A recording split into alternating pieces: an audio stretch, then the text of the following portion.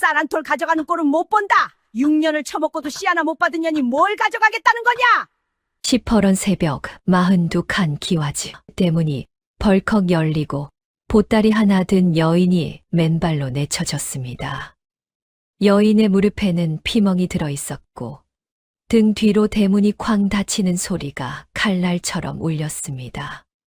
그런데 이 여인이 걸어간 길 끝에는 아무도 예상치 못한 운명이 기다리고 있었습니다. 과연 어떤 운명이 이 여인을 기다리고 있었을까요? 오늘도 야단 보따리를 찾아주셔서 감사합니다. 이야기가 지속될 수 있게 구독과 좋아요로 응원 부탁드립니다. 그럼 보따리 속 옛날 이야기 지금 바로 시작합니다. 옛날 옛적 충청도 공주 땅에 박판관이라는 양반이 살고 있었습니다. 42칸 기와집에 논이 100마지기, 밭이 50마지기. 고을에서 둘째가라면 서러운 부잣집이었지요. 대문 앞에는 은행나무 2그루가 서 있었고 그 나무 아래를 지나는 마을 사람들은 늘 고개를 숙여야 했습니다. 양반의 기세가 그만큼 대단했던 것입니다. 박 판관에게는 아들이 하나 있었는데 이름이 박도령이었습니다. 어려서부터 글을 곧잘 읽었으나 성품이 유해서 큰 소리를 낼 줄 모르는 사람이었지요. 그 박도령이 20살이 되던 해에 혼인을 했습니다. 신부의 이름은 순덕이었습니다. 가난한 선비의 딸로 친정은 초가삼간에 논 한 마지기뿐이었습니다.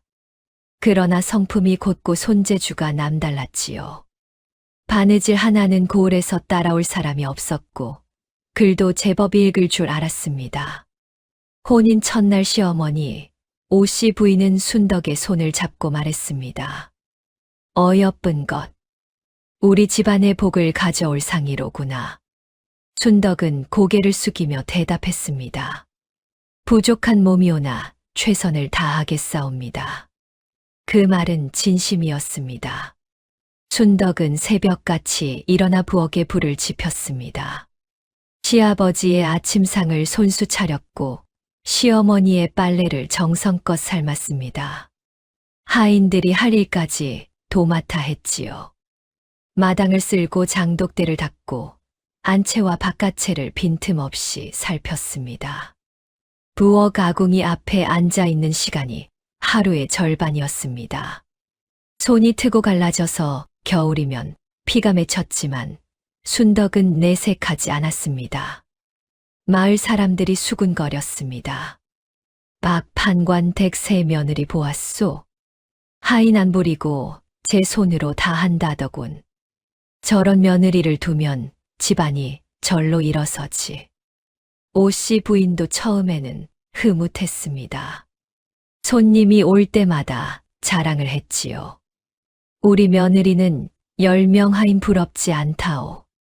그렇게 말하던 오씨 부인의 얼굴에는 자부심이 가득했습니다. 순덕은 그 말이 기뻤습니다. 인정받고 있다고 생각했으니까요. 그런데 말입니다. 1년이 지나도 순덕의 배에는 소식이 없었습니다. 2년이 지나도 마찬가지였습니다. 3년째가 되자 오씨 부인의 눈빛이 달라지기 시작했지요. 밥상을 받으며 한마디 던졌습니다. 순덕아, 이 집의 대를 이을 아이가 있어야 하지 않겠느냐. 순덕은 숟가락을 내려놓으며 고개를 숙였습니다. 죄송하옵니다, 어머님. 미안하다는 말은 됐다. 아이를 낳아야지. 오씨 부인의 목소리에 날이 서기 시작한 것이 바로 그 즈음이었습니다. 변화는 소리 없이 찾아왔지요.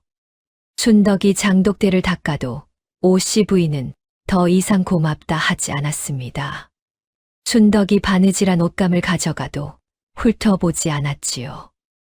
마치 순덕이 투명인간이 된 것 같았습니다. 아무리 이래도 눈에 들지 않았습니다. 밥상에 반찬이 12가지여도 한마디가 없고 11가지이면 고함이 날아왔지요. 순덕은 밤이면 이불을 뒤집어 쓰고 몸을 웅크렸습니다. 소리 없이 울었지요. 베개에 얼굴을 묻고 어깨를 떨었습니다. 한 번은 한밤중에 뒷마당 우물가에 앉아 달을 보며 혼잣말을 했습니다. 어머니, 저는 어찌하면 좋겠습니까? 사람이 이렇게 쓸모없는 것이 있습니까? 대답은 없었습니다. 우물 속에 비친 달만 흔들리고 있었지요. 4년째. 오씨 부인은 굿을 불렀습니다. 무당이 대청마루에 상을 차리고 징을 치고 북을 울렸습니다. 마을이 떠나갈 만큼 요란한 굿이었지요. 돼지머리에 시루떡, 대추와 밤이 수북이 쌓인 재물상 위로 무당의 띠가 펄럭였습니다. 삼신할머니 노하셨소. 이 집 며느리 뱃속에 복이 막혀 있소. 무당이 눈을 부라리며 소리쳤습니다. 무당은 순덕을 가리키며 발을 굴렀지요. 2년의 사주가 독하여 아이가 깃들 수 없는 몸이요. 삼신할머니가 등을 돌리셨소. 마당에 모인 하인들이 순덕을 힐끗힐끗 쳐다보았습니다. 순덕은 마당 한 구석에 쪼그려 앉아 그 소리를 들었습니다. 얼굴이 불에 달군 인두를 댄 것처럼 화끈거렸지요. 이웃집 안악들이 담장 너머로 고개를 빼꼼 내밀었습니다.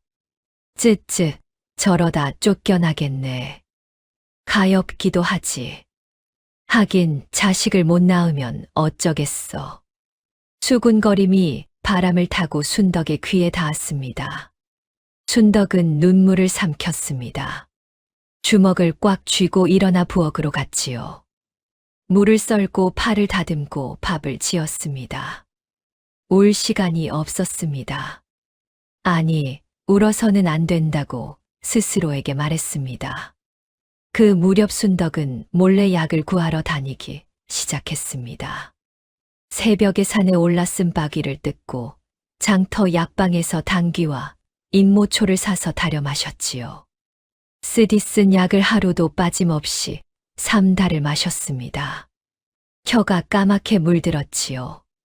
그래도 소식은 없었습니다. 한 번은 고을 박 30리 떨어진 절까지 걸어가 삼신당 앞에 엎드렸습니다. 삼신할머니, 제발 아이를 주십시오. 무엇이든 하겠습니다. 새벽부터 해가 질 때까지 절을 했지요. 무릎이 까져 피가 나도 멈추지 않았습니다. 300배, 500배, 1000배. 돌아올 때는 다리가 풀려 길 위에 주저앉기도 했습니다. 그래도 소식은 없었습니다. 5년째. 오씨 부인의 구박은 노골적으로 변했습니다. 밥상을 받아도 트집이었지요. 이것이 국이냐, 물이냐? 내 정성이 이 모양이니 아이가 들어서겠느냐. 순덕이 끓인 국에 소금이 조금 부족했을 뿐이었습니다. 하지만 오씨 부인에게는 그것도 핑계가 되었지요. 다음 날은 빨래가 문제였습니다. 이 저고리에 구김이 있구나. 내가 이 집 살림을 얼마나 건성으로 하는지 알겠다. 그 다음 날은 마당 구석의 낙엽 하나가 문제였습니다. 순덕은 아무 말 없이 고개를 숙이고 또 일했습니다. 이를 악물고 더 일찍 일어나고 더 늦게 잠들었지요. 새벽 인경에 눈을 뜨고 밤 삼경이 되어서야 눈을 감았습니다. 그래도 소용이 없었습니다. 오씨 부인은 점쟁이를 불렀습니다. 점쟁이가 순덕의 사주를 보고 고개를 저었지요. 고약한 사주로군요. 이 여인은 씨가 안 붙는 팔자입니다. 그 말을 듣는 순간 오씨 부인의 얼굴에 기묘한 미소가 번졌습니다. 구박의 명분이 생긴 것이지요. 순덕은 문 밖에서 그 말을 들었습니다. 다리에 힘이 풀려 벽을 짚었지요. 팔자. 씨가 안 붙는 팔자. 그 말이 머릿속을 맴돌았습니다. 나는 태어날 때부터 이런 운명이었단 말인가. 눈앞이 흐려졌습니다. 그날 밤 박도령이 방에 들어왔습니다. 순덕아. 예. 어머니가 화가 많이 나셨다. 알고 있사옵니다. 나는 내 편이다. 조금만 더 참아라. 박도령의 목소리는 따뜻했으나 그의 눈은 이미 지쳐 있었습니다. 순덕은 남편의 그 눈빛을 보았습니다. 가슴이 쿵 내려앉는 듯 했지요. 편이라 했지만 그 편이 끝까지 갈 수 있을지 순덕은 알 수 없었습니다. 그 즈음 마을 어귀에 낯선 인물이 나타났습니다. 진호 스님이라는 늙은 승려였지요. 등에 커다란 약초 보따리를 쥐고 있었고 한쪽 눈이 뿌옇게 흐렸습니다. 이가 듬성듬성 빠져서 말할 때마다 바람 새는 소리가 났지요. 허리는 굽었으나 걸음만은 젊은이 못지않게 빨랐습니다. 진호 스님이 박 판관댁 앞을 지나다 혼잣말을 했습니다. 이 집에 아이 울음소리가 안 들리는구먼. 꽃이 피지 않는 건 꽃 탓이 아니라 땅 탓인 것을.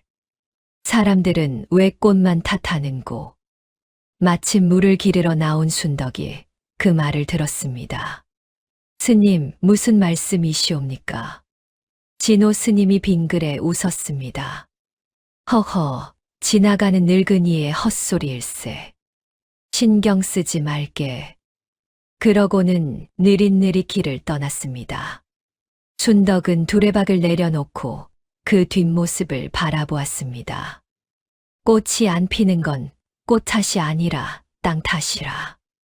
무슨 뜻인지 알 것도 같고 모를 것도 같았지요. 순덕은 고개를 저으며 물동이를 이었습니다. 하지만 그때는 그 말의 무게를 알지 못했습니다. 한참 뒤에야 그 말이 얼마나 깊은 뜻이었는지 온몸으로 깨닫게 될 터였지요. 그리고 6년째 드디어 오씨 부인이 칼을 빼들었습니다. 어느 날 아침이었습니다. 오씨 부인이 대청마루에 온 식구를 불러 모았지요. 하인들까지 마당에 세웠습니다. 모두의 얼굴이 굳어 있었습니다. 밥 짓는 할멈도 마구간 머슴도 심지어 대문간 수문장까지 불려왔지요. 박 판관은 안방에서 나와 대청마루 끝에 앉았으나 고개를 들지 못했습니다. 박도령은 어머니 옆에 섰다가 순덕을 보고는 입술을 깨물었지요. 순덕아, 앞으로 나오너라. 순덕은 무릎을 꿇었습니다. 짐작하고 있었습니다. 이 날이 올 줄 알고 있었지요. 무릎 아래로 차가운 마루가 느껴졌습니다. 오씨 부인이 부채를 탁 접으며 입을 열었습니다. 내가 이 집에 온 지 6년이다. 6년이면 소도 새끼를 6은 낳는다. 내 배에서 아이 소리가 나왔더냐? 어머님, 조금만 더 시간을. 닥쳐라. 오씨 부인의 고함이 마당을 울렸습니다. 참새들이 처마에서 푸드득 날아올랐지요. 하인들이 고개를 숙였습니다. 너 같은 씨 마른 년을 며느리로 둔 것이 이 집안의 수치다. 당장 보따리를 싸서 나가거라. 순덕의 눈앞이 캄캄해졌습니다. 알고 있었지만 막상 그 말을 들으니 숨이 끊어지는 것 같았지요. 박도령이 달려왔습니다. 어머니, 이러시면 안 됩니다. 닥치지 못하겠느냐. 오씨 부인이 아들마저 밀쳐냈습니다. 내 놈이 후사가 끊겨도 좋단 말이냐. 이 집안 3대 혈맥이 내 놈 대에서 끊기는 꼴을 보란 말이냐. 어머니, 순덕이가 무슨 죄가 있습니까? 아이 없는 것이 어찌 순덕이 탓이겠습니까? 탓이 아니면 뭐란 말이냐. 점쟁이도 무당도 전연의 사주가 고약하다 했거늘. 박도령은 더 이상 말을 잇지 못했습니다. 입술만 파르르 떨었지요. 순덕은 무릎을 꿇은 채 안방 쪽을 바라보았습니다. 박 판관이 앉아 있었습니다. 고개를 떨구고 아무 말도 하지 못하고 있었지요. 한마디만 해주면, 시아버지가 한마디만 해주면 될 텐데. 순덕은 그 방문을 뚫어지게 바라보았습니다. 박 판관의 입술이 움찔거렸습니다. 부인, 좀 더 두고 보는 것이. 뭐라 하셨소? 오씨 부인이 눈을 부릅떴습니다. 박 판관은 그 눈빛에 기가 죽어 입을 다물었지요. 부인의 기세에 눌린 것이었습니다. 순덕에게는 그 침묵이 칼보다 아팠습니다. 6년 동안 새벽마다 시아버지, 밥상을 차린 며느리에게 그분은 끝내 한마디도 해주지 않았지요. 순덕은 천천히 일어섰습니다. 마당에 늘어선 하인들이 눈을 피했습니다. 밥 짓는 할멈만 눈시울이 붉어진 채 순덕을 바라보고 있었지요. 방으로 들어가 보따리 하나를 쌌습니다. 바느질 도구 하나, 낡은 옷까지 두어 벌, 그리고 돌아가신 친정어머니가 남겨주신 참빗 하나. 그것이 전부였습니다. 6년을 살았는데 가져갈 것이 보따리 하나뿐이라니. 순덕은 보따리를 묶으며 손가락이 떨리는 것을 느꼈습니다. 방 안을 둘러보았지요. 문풍지가 새벽바람에 파르르 떨고 있었습니다. 이 방에서 6년을 잤습니다.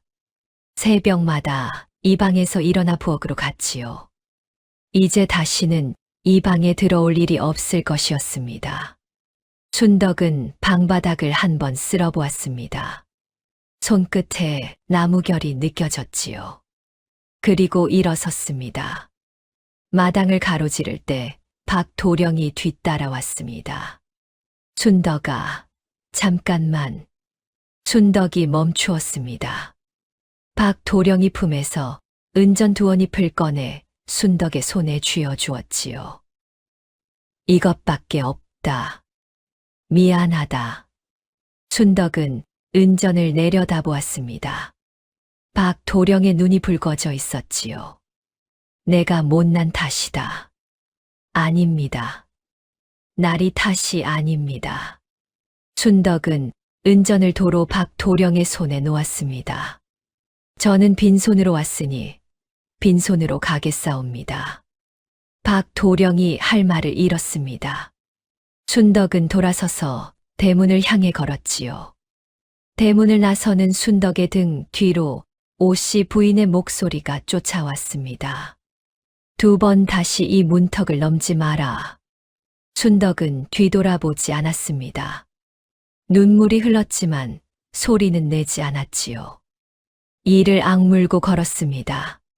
하늘에서는 가을비가 추적추적 내리고 있었습니다. 찬 빗줄기가 얼굴을 때렸으나 순덕은 손수건 하나 꺼내지 않았습니다. 아프다는 것조차 느끼기 싫었던 것이지요. 대문 밖 은행나무 아래를 지날 때 순덕은 한 번도 올려다보지 않았습니다. 6년 전 가마를 타고 이 나무 아래를 지날 때는 잎사귀가 금빛이었는데 이제는 아무것도 보고 싶지 않았습니다. 순덕은 갈 곳이 없었습니다. 친정은 이미 없었지요. 아버지는 3년 전에 돌아가셨고 살던 집은 빚에 넘어간 지 오래였습니다.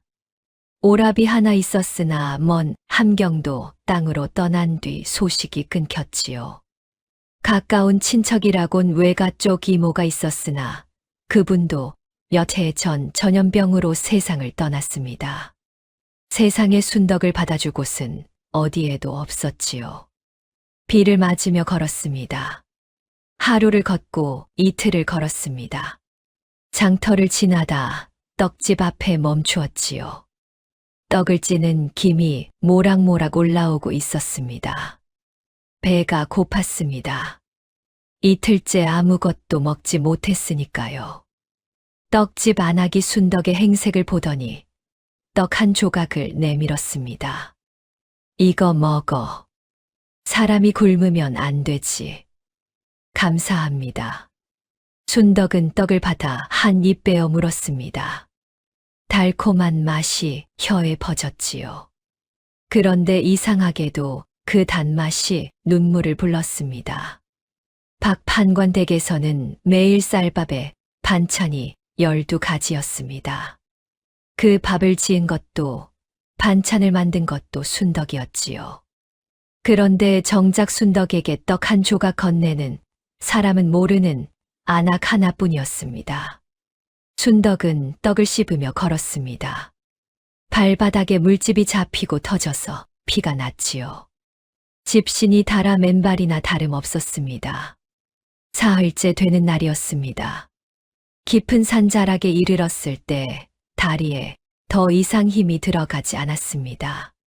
비는 그쳤으나 바람이 차가웠지요. 산길 여파 위에 기대 앉았다가 그대로 미끄러져 주저앉고 말았습니다. 하늘을 올려다보니 구름 사이로 별 하나가 깜박이고 있었습니다. 이대로 죽는 건가? 순덕은 눈을 감았습니다.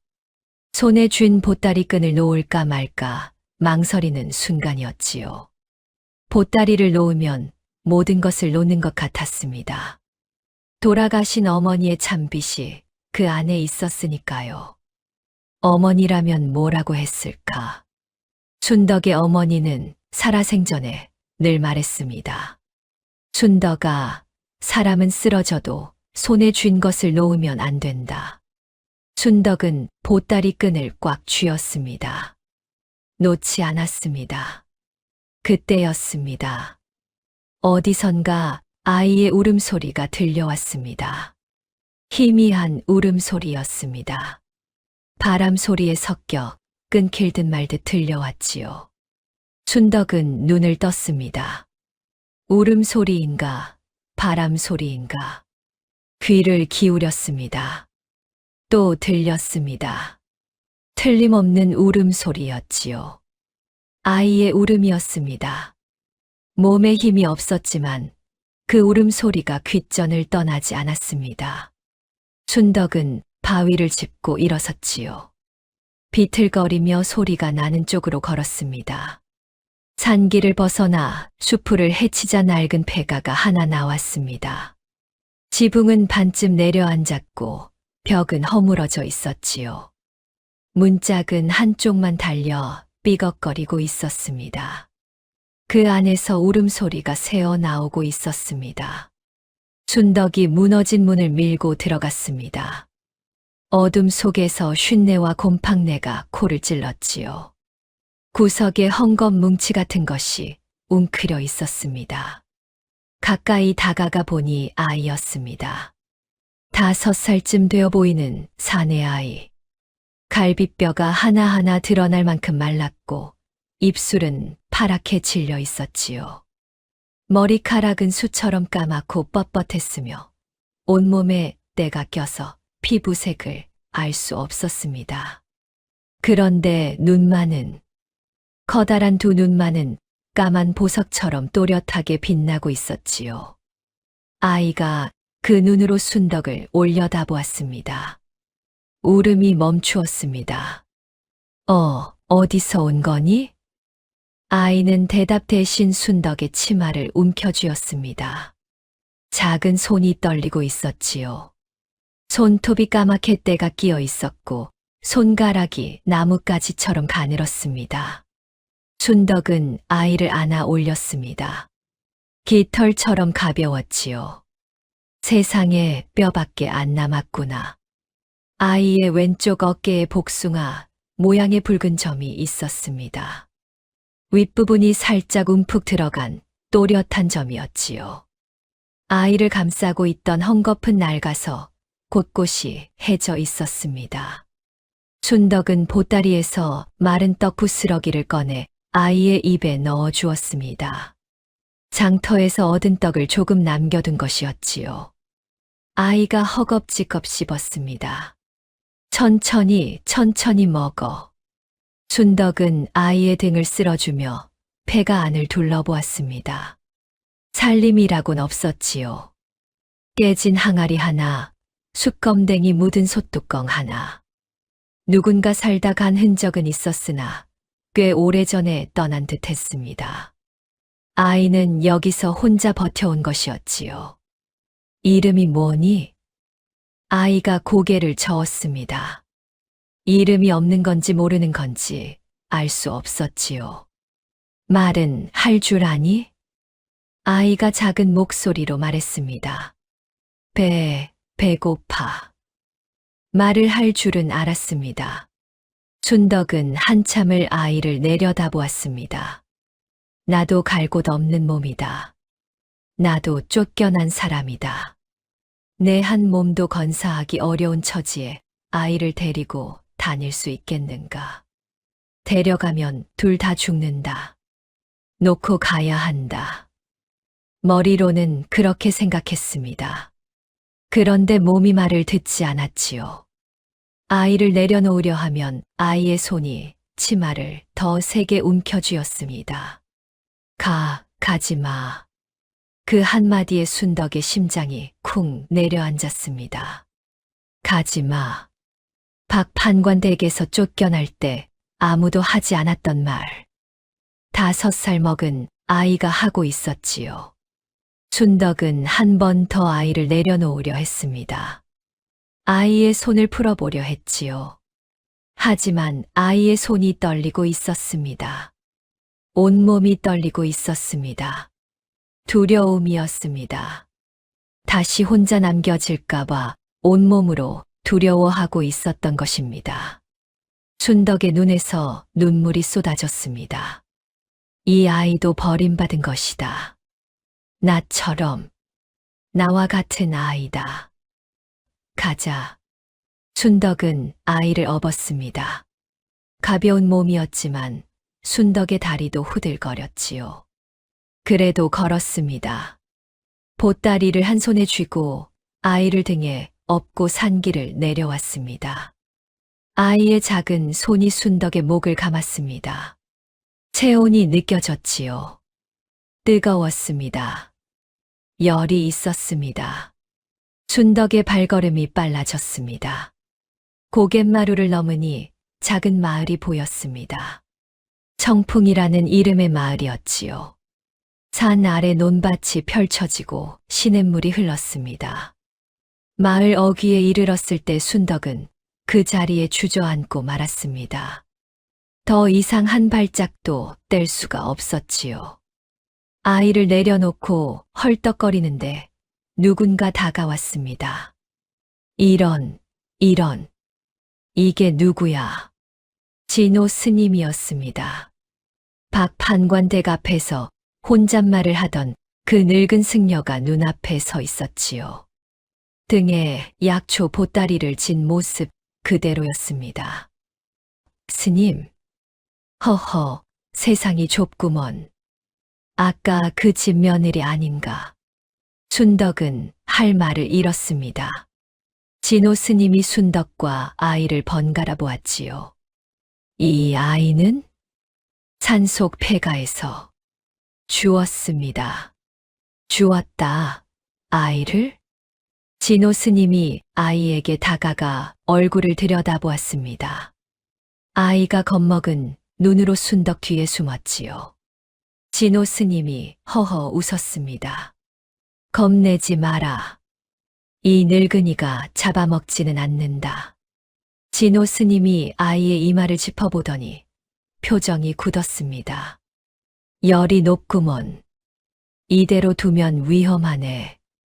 스님은 약초 보따리에서 풀 한 줌을 꺼내 돌로 빻기 시작했지요. 자네, 물 좀 떠오게. 저기 시내가 보이지? 순덕은 후들거리는 다리로 시내까지 뛰어갔습니다. 손으로 물을 퍼왔지요. 진호 스님이 빻은 풀을 물에 개어 아이의 입에 넣어 주었습니다. 쓴 약이었지만 아이는 고분고분 삼켰지요. 그때였습니다. 아이가 스님의 약초 보따리에 손을 뻗었습니다. 풀 한 줄기를 잡더니 코에 대고 냄새를 맡았지요. 그리고 빼서 따로 놓았습니다. 이거 나빠. 아이가 말했습니다. 진호 스님의 눈이 커졌지요. 빠른 손으로 아이가 빼놓은 줄기를 집어 들었습니다. 잎을 뜯어 살펴보더니 중얼거렸지요. 세상에, 이건 동미나리야. 쇠무릎 사이에 섞여 있었는데 나도 못 봤거늘. 순덕이 물었습니다. 스님, 무슨 말씀이시옵니까? 진호 스님이 아이를 뚫어지게 쳐다보았습니다. 이 아이가 독초를 골라낸 거야. 5살짜리가. 순덕은 아이를 내려다보았지요.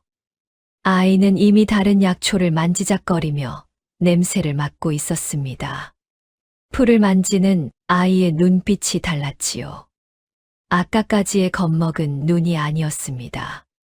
반짝반짝 빛나는 눈이었습니다. 진호 스님이 긴 한숨을 쉬었습니다. 자네, 이 아이를 어찌할 셈인가? 순덕은 대답하지 못했지요.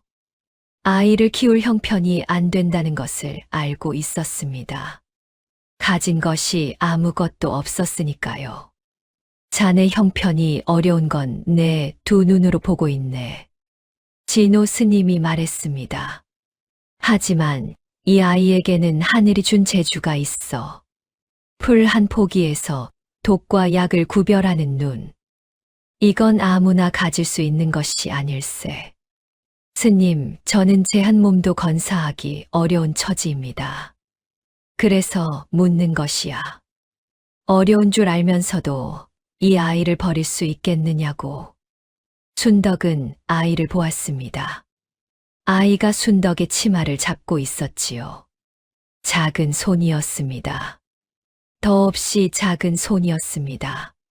순덕은 눈을 감았다 떴습니다. 못 버립니다. 진호 스님이 고개를 끄덕였습니다. 그럴 줄 알았네. 진호 스님은 그날 순덕과 아이를 마을 끄트머리에 있는 빈 오두막으로 데려갔습니다. 원래 약초를 말리는 창고로 쓰던 곳이었는데 지붕이 있고 벽이 있으니 비바람은 막을 수 있었지요. 방 한 칸에 부엌 하나. 바닥에는 먼지가 수북했고 구석에 거미줄이 쳐져 있었습니다. 하지만 순덕에게는 궁궐이나 다름없었지요. 머리 위에 지붕이 있다는 것, 그것만으로도 감사했습니다. 당분간 여기서 지내게. 마을 사람들에게는 내가 말해두겠네. 순덕은 무릎을 꿇고 절을 했습니다. 스님, 은혜를 잊지 않겠습니다. 은혜는 무슨? 나도 이 아이가 궁금해서 그러는 것이야. 진호 스님이 웃으며 약초 보따리에서 약재 몇 가지를 꺼내 놓고 갔습니다. 아이 열이 내리면 죽을 쏘어 먹여라. 급하게 고기를 먹이면 탈이 나네. 순덕은 고개를 끄덕였지요. 그날 밤 순덕은 아이를 품에 안고 잠을 잤습니다. 아이의 열이 조금 내렸지만 아직 체온이 높았습니다. 순덕은 밤새 아이의 이마를 만져보며 뒤척였지요. 아이가 잠꼬대를 했습니다. 엄마. 순덕의 가슴이 뜨거워졌습니다. 이 아이에게도 엄마가 있었구나. 있었는데 없어진 것이구나. 그 마음을 순덕은 알았습니다. 자기도 어머니를 일찍 보냈으니까요. 새벽녘에 아이의 열이 내렸습니다. 순덕이 쌀을 구하러 나가야 했지요. 아이를 오두막에 남겨두고 나가려는데 아이가 눈을 떴습니다. 가지마. 또 그 말이었습니다. 순덕은 잠시 멈추었지요. 아이를 두고 가면 아이는 또 혼자가 됩니다. 데리고 가면 남의 눈에 띄고 이런저런 말이 돌겠지요. 같이 가자.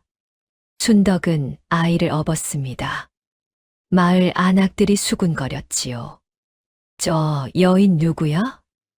어디서 굴러온 거래? 아이까지 있네. 차가운 눈초리였습니다. 낯선 여인이 아이를 데리고 나타났으니 경계하는 것이 당연했지요. 순덕은 고개를 숙이고 지나갔습니다. 마을 이장을 찾아가 일거리를 구했습니다.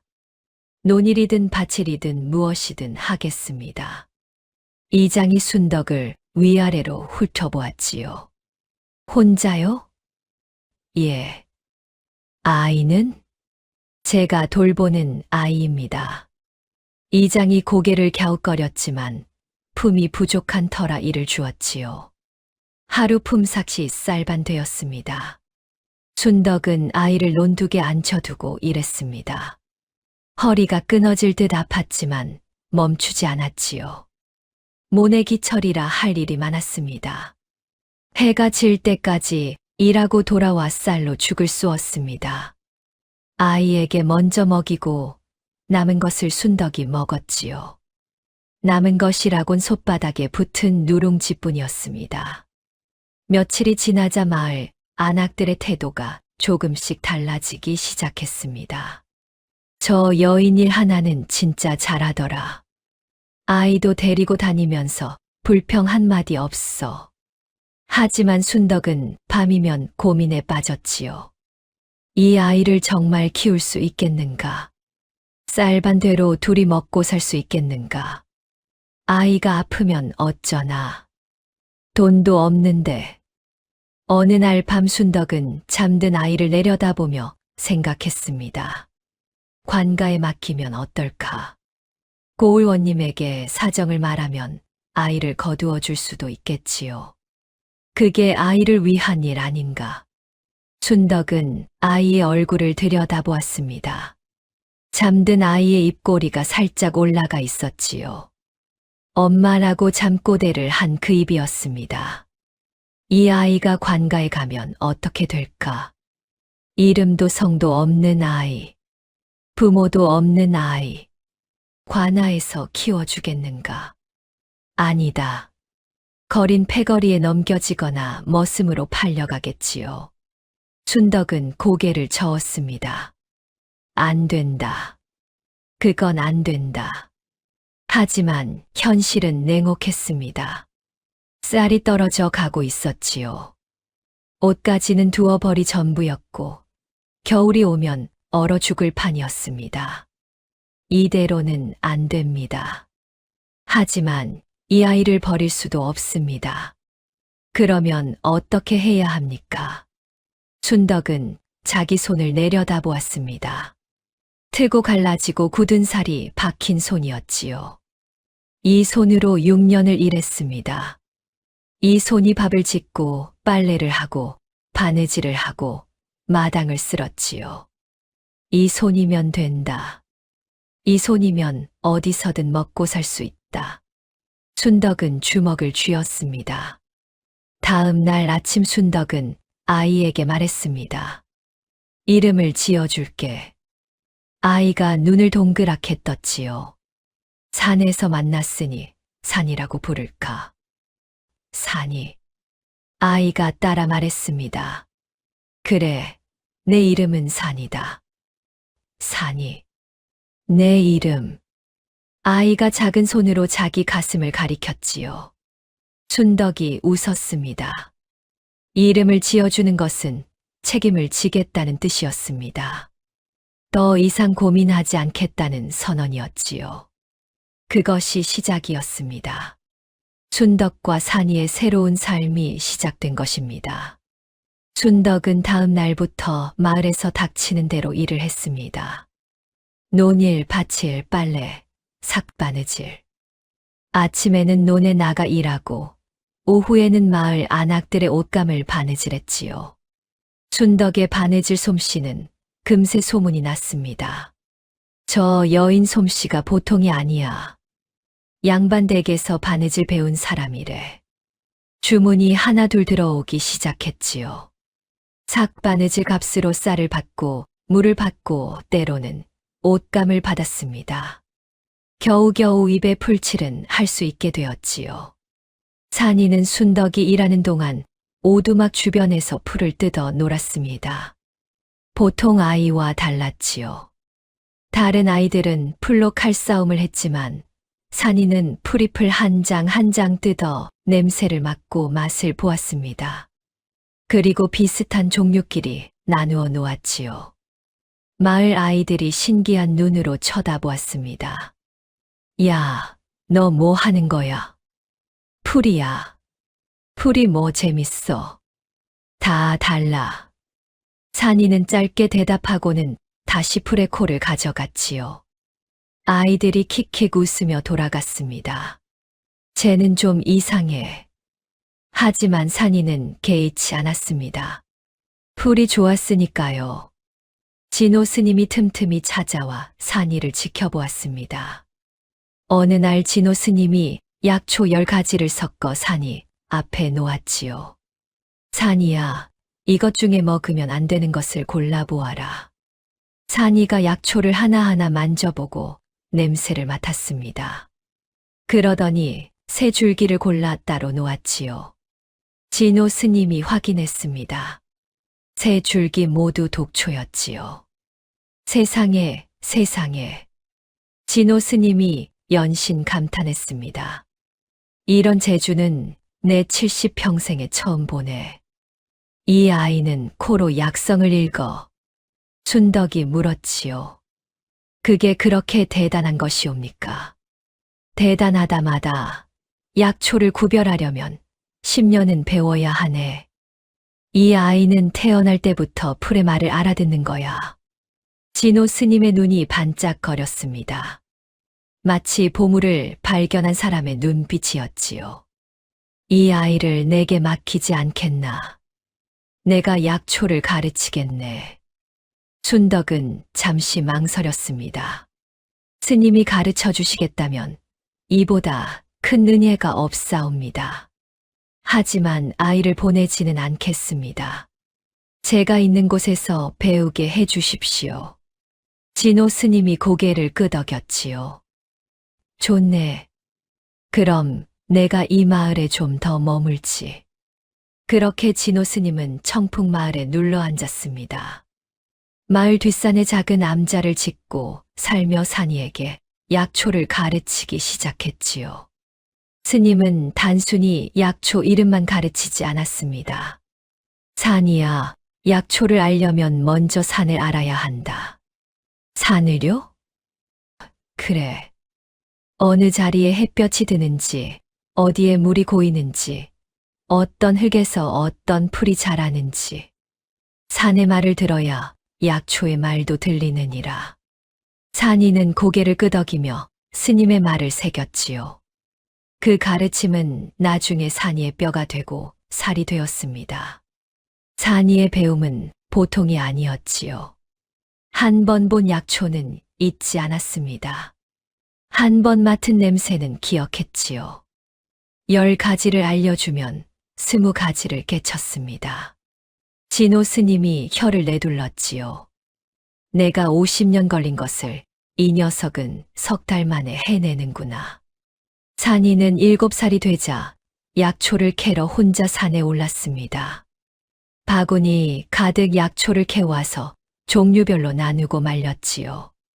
순덕은 그 약초를 장터에 내다 팔았습니다. 처음에는 푼돈이었지요. 이 풀묶음의 돈을 달라고. 아낙, 이건 그냥 잡초 아니요? 장터 약재상이 콧방귀를 뀌었습니다. 순덕은 굽히지 않았지요. 직접 써보시오. 그리고도 잡초라 하겠소. 약재상이 마지못해 풀 한 묶음을 집어들었습니다. 뿌리가 실하고 잎이 싱싱했지요. 약효를 확인한 약재상의 표정이 달라졌습니다. 이게 어디서 구해온 거요?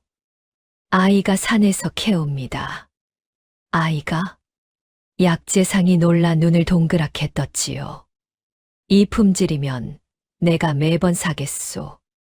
당장 내일부터 가져오시오. 그날부터 순덕은 약초를 정기적으로 팔기 시작했습니다. 산이가 캔 약초는 다른 약초꾼의 것과 달랐지요. 산이는 약초가 가장 약효가 강한 시기를 알았습니다. 뿌리를 캘 때와 잎을 딸 때가 다르다는 것을 코로 맡아 알았지요. 소문이 퍼지기 시작했습니다. 청풍마을에서 오는 약초가 기가 막히대. 그 약초 먹고 가래가 싹 커졌어. 약재상 하나가 알아보면 둘이 알아보고 둘이 알아보면 넷이 찾아왔지요. 순덕은 조금씩 돈을 모으기 시작했습니다. 한 푼, 두 푼 모아 쌀을 사고 옷감을 샀지요. 산이에게 새 신발을 사주었습니다. 처음으로 맨발이 아닌 집신을 신은 산이가 순덕에게 말했지요. 어머니, 발이 안 아파요. 순덕의 눈에 눈물이 고였습니다. 어머니. 산이가 순덕을 어머니라 부른 것은 그때가 처음이었지요. 산이가 폐가에서 잠꼬대로 엄마를 부른 적은 있었지만 깨어있는 상태에서 순덕을 정면으로 바라보며 어머니라 부른 것은 처음이었습니다. 순덕은 아이를 꼭 안았지요. 그래, 나는 내 어머니다. 그 말이 순덕의 가슴에 불을 지폈습니다. 살아야 할 이유가 생긴 것이지요. 쫓겨나 죽으려던 여인에게 아이가 삶을 돌려주었습니다. 진호 스님이 멀찍이 서 그 모습을 지켜보다 혼잣말을 했지요. 꽃이 피지 않는 건 꽃 탓이 아니었어. 저 여인에게는 다른 땅이 필요했던 거야. 세월이 흘렀습니다. 산이는 8살이 되고 9살이 되었지요. 순덕은 장터에 약초 좌판을 벌리기 시작했습니다. 비가 와도 눈이 와도 좌판을 폈지요. 손님이 하나 둘 늘었습니다. 산이의 약초가 좋다는 소문이 퍼졌기 때문이었지요. 청풍마을 그 약초 먹고 허리가 나았소. 내 기침이 그 약초 다려 먹고 씻은 듯이 나았다니까. 입소문은 무서운 것이었습니다. 순덕은 그 입소문을 타고 조금씩 발판을 만들어 갔지요. 3년이 걸렸습니다. 3년 만에 순덕은 장터 한 구석에 작은 약방을 얻었지요. 전 재산을 털어 겨우 마련한 약방이었습니다. 인덕 약방이라는 이름을 달았지요. 인덕, 사람의 덕. 순덕이 직접 지은 이름이었습니다. 약방은 허름했지요. 벽은 기울어져 있었고 지붕에서는 비가 샜습니다. 약장 서랍은 10칸이었는데 절반은 비어 있었지요. 하지만 순덕에게는 처음으로 자기 것이라 부를 수 있는 공간이었습니다. 산이가 약방 안을 둘러보며 말했지요. 어머니, 여기가 우리 집이에요. 우리 집은 아니고 우리 약방이다. 약방이 있으면 아픈 사람을 고칠 수 있어요? 그래, 내가 풀을 골라주고 내가 팔면 되는 거야. 산이가 활짝 웃었습니다. 좋아요. 순덕도 웃었지요. 오래간만에 웃었습니다. 산이가 10살이 되던 해, 인덕 약방이 장터에서 제법 이름을 알리기 시작한 것은 한 사건 때문이었지요. 어느 날 산이가 산에서 약초를 캐다가 물에 빠진 아이를 발견했습니다. 시냇물에 떠내려가는 아이를 산이가 뛰어들어 건져냈지요. 아이는 숨이 멎어 있었습니다. 마을 사람들이 달려왔을 때 산이는 아이의 가슴을 누르고 있었지요. 비켜주세요. 10살짜리가 어른들을 밀쳐냈습니다. 산이는 아이의 입을 열고 물을 빼낸 뒤 가슴을 일정한 간격으로 눌렀지요. 진호 스님에게 배운 것이었습니다. 스님이 언젠가 가르쳐 준 적이 있었지요. 사람이 물에 빠지면 가슴을 눌러 물을 빼내야 한다. 빠를수록 좋다. 아이가 물을 뱉어내며 기침을 했습니다. 살아난 것이었지요. 아이의 어머니가 달려와 산이의 손을 잡고 울었습니다. 이 은혜를 어떻게 갚아야 하나? 내가 내 아이를 살렸구나. 장터 사람들이 술렁거렸지요. 저 아이가 죽을 뻔한 아이를 살렸대. 10살짜리가? 그 소문이 인덕 약방에 손님을 불러왔습니다. 혹시 이 약방이 그 아이가 있는 곳이요? 맞습니다. 약을 지으러 온 것이 아니라 산이를 보러 온 사람도 있었지요. 그리고 그해 겨울 장터에 급한 환자가 실려왔습니다. 나무에서 떨어진 농부였는데 팔이 부러지고 온몸에 상처가 나 있었지요.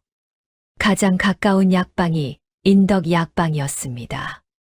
약방 주인, 사람 살려. 순덕이 뛰어나갔지요.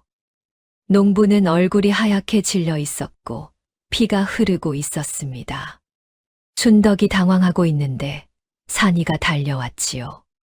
10살짜리 아이가 농부의 상처를 차분하게 살펴보았습니다. 어머니, 창출 가루하고 황백 달인물 가져와요. 뭐, 빨리요. 산이의 목소리가 단호했지요. 순덕이 약재를 가져오자 산이가 능숙한 손놀림으로 상처를 씻고 약을 발랐습니다. 부러진 팔은 곧은 나뭇가지 2개로 부목을 대고 천으로 동염했지요. 움직이시면 안 돼요. 사흘은 누워 계셔야 해요. 10살짜리 아이가 어른에게 지시를 내리고 있었습니다. 지켜보던 장터 사람들이 입을 벌렸지요. 저 아이가 뭐야? 약방집 아이인데 저 솜씨 좀 봐. 어른 의원도 저렇게 빨리 못하는데. 농부가 사흘 뒤에 일어났습니다. 상처가 깨끗이 아물어가고 있었지요. 농부가 순덕에게 절을 했습니다. 약방마님, 아이가 제 팔을 살렸습니다. 은혜를 잊지 않겠습니다. 그 소문이 장터에 퍼졌지요. 인덕 약방에 신동이 있다더라. 약초를 보기만 해도 약성을 안다더군. 10살짜리가 부러진 팔을 고쳤대. 소문은 장터를 넘어 이웃 고을까지 번져갔습니다. 환자가 하나 둘 찾아오기 시작했지요. 처음에는 가벼운 병이었습니다. 기침이 멎지 않는 노인이 찾아왔지요. 3달째 기침이 안 낫는다. 이 고을 약방은 다 다녀봤어. 산이가 노인의 혀를 살피고 맥을 짚어보았습니다. 할아버지, 기침이 문제가 아니라 폐에 습이 차 있는 겁니다. 습이라고? 네. 행인과 폐모를 다려 드시되 아침마다 비싼 소나무 아래서 깊이 숨을 쉬세요. 소나무 기운이 폐의 습을 밀어냅니다. 노인이 반신반의하며 돌아갔지요. 열흘 뒤 노인이 다시 찾아왔습니다. 기침이 씻은 듯 멎어 있었지요. 세상에 3달 묵은 기침이 열흘 만에. 노인이 산이의 손을 잡고 눈물을 글썽거렸습니다. 이 아이가 보통 아이가 아니야. 그 다음에는 배탈이 난 아이가 왔지요. 사흘째 설사가 멎지 않아 어머니가 업고 왔습니다. 산이가 아이의 배를 가만히 눌러보았지요. 이 아이가 혹시 개울물을 마셨어요? 어떻게 알았니? 배 아래쪽이 차갑습니다. 더러운 물이 장을 상하게 한 겁니다. 황련을 조금만 달여서 먹이면 됩니다. 다음 날 아이가 멀쩡해져서 뛰어다녔지요. 어머니가 약값 대신 닭 한 마리를 들고 왔습니다. 약값이 없어 이것밖에. 됐어요. 닭은 가져가세요. 산이가 고개를 저었지요. 순덕이 옆에서 끼어들었습니다. 아이가 나았으면 그걸로 됐습니다. 닭은 아이에게 고아 먹이시오. 어머니가 고마워하며 돌아갔지요. 순덕이 산이에게 말했습니다. 닭 한 마리면 우리 일주일 반찬인데. 어머니, 저 아이가 더 필요해요. 알았다, 알았어. 순덕은 한숨을 쉬면서도 입꼬리가 올라갔지요. 이 아이는 분명 자기를 닮지 않았는데 마음씨만은 닮아가고 있었습니다. 그러던 어느 날 장터에 소동이 벌어졌지요. 이웃 고을에서 온 약장수가 인덕 약방 앞에서 큰 소리를 쳤습니다. 10살짜리 애송이가 약을 판다고 어디서 사기를 치는 거야. 약장수의 이름은 구서방이었지요. 뚱뚱한 몸집에 기름진 얼굴, 큰 목소리로 손님을 끌어모으는 사람이었습니다. 인덕 약방에 손님을 빼앗겼다고 생각한 것이지요. 이봐, 약방 주인, 이 약방 면허가 있어. 없지, 관가에 고발할 수도 있다고.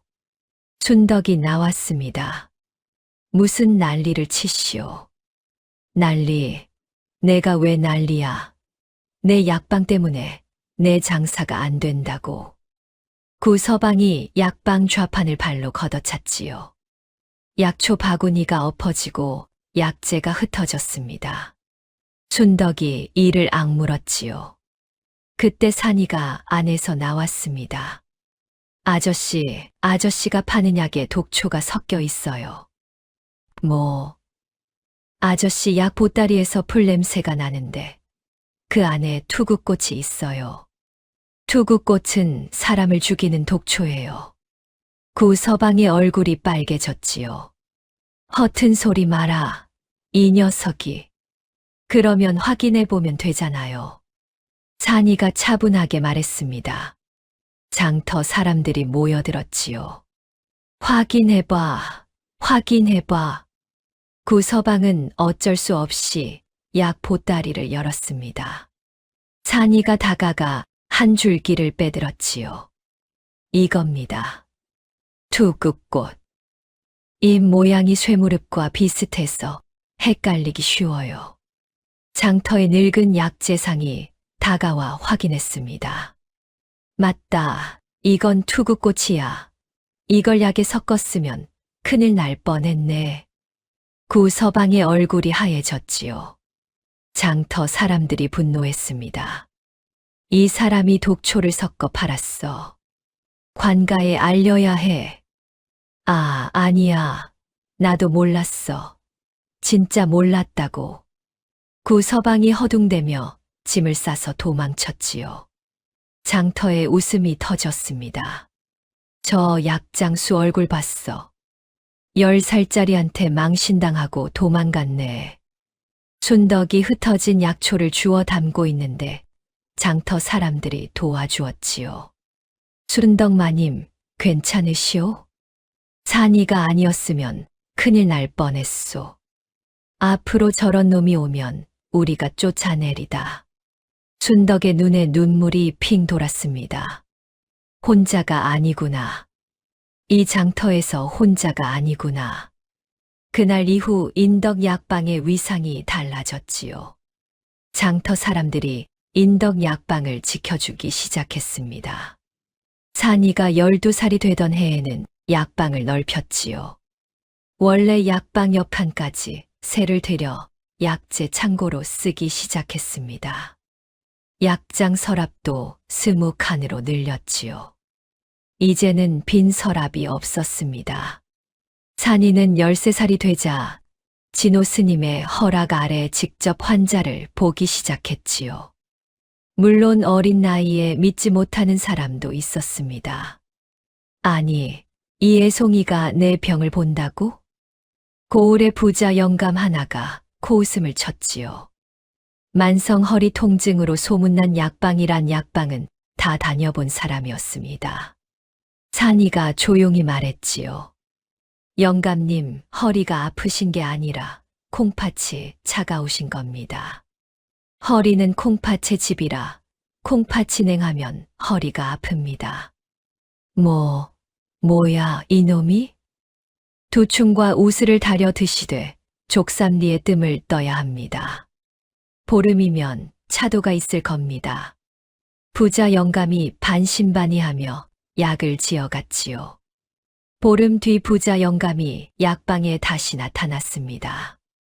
허리를 펴고 씩씩하게 걸어왔지요. 이봐, 이 약방 아이 어디 있나? 순덕이 놀라 나왔습니다. 영감님, 무슨 일이긴 3년 묵은 허리 통증이 나았어. 부자 영감이 쌀 한 가마를 약방 앞에 떡 내려놓았지요. 이건 약값이고 은전 5잎을 더 얹었습니다. 이건 감사의 표시다.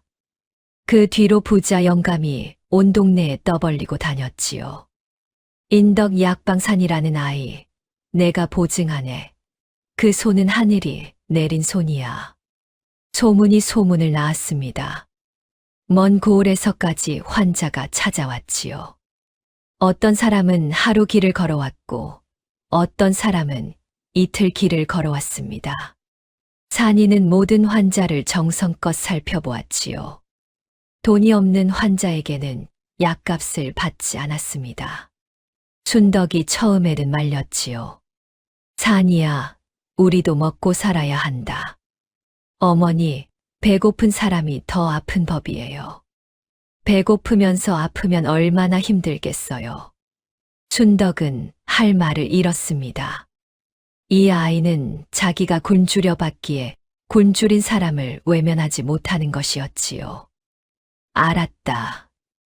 내 뜻대로 해라. 돈 없는 환자를 무료로 보아주자 산이의 명성은 더욱 높아졌습니다.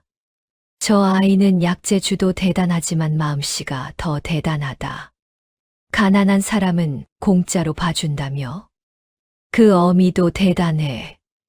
혼자 아이 키우면서 약방 일구더니 그 약방으로 가난한 사람들까지 먹여 살리니 인덕 약방은 청풍장터의 명물이 되었지요.